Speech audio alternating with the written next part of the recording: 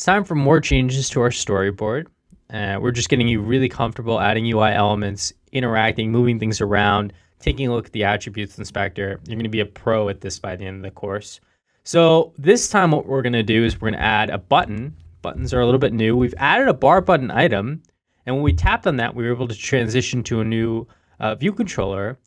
In one of our future lectures, we're going to actually be able to tap on our button, have some custom functionality run, have a bit of code run. So we got that right around the corner, something to look forward to. So let's just drag in our button here, and let's enlarge it. I'm going to make this the same size as my text fields here.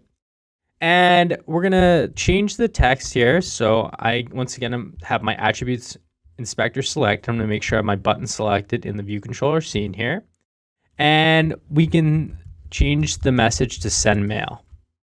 I also think it'd be really nice to have a background color for this. So let's scroll down here. And we see that there's a background, and we can change this. Let's choose other. And I think orange would contrast really nicely with the blue we have here. Let's choose a nice orange here, or tangerine maybe. And let's go ahead and press X. And also, I really want it to be obvious that, sending mail is a really cool thing here. So let's scroll back up here and let's change the font. Let's press the little T here. And instead of choosing system, let's choose system bold.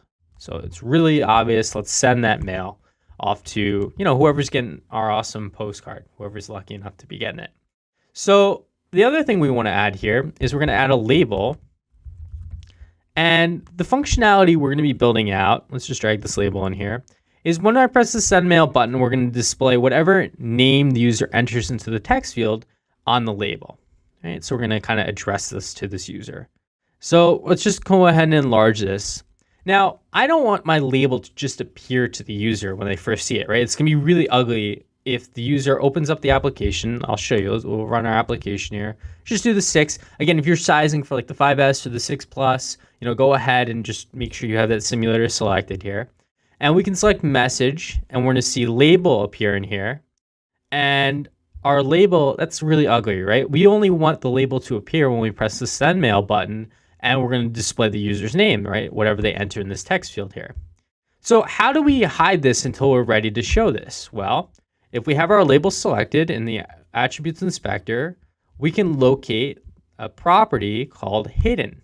And I say property, all of these different elements are just attributes or properties of our label, right? And we can adjust these things, the background color, the tint color, we can make it opaque. So right now we're going to check this box to make it hidden.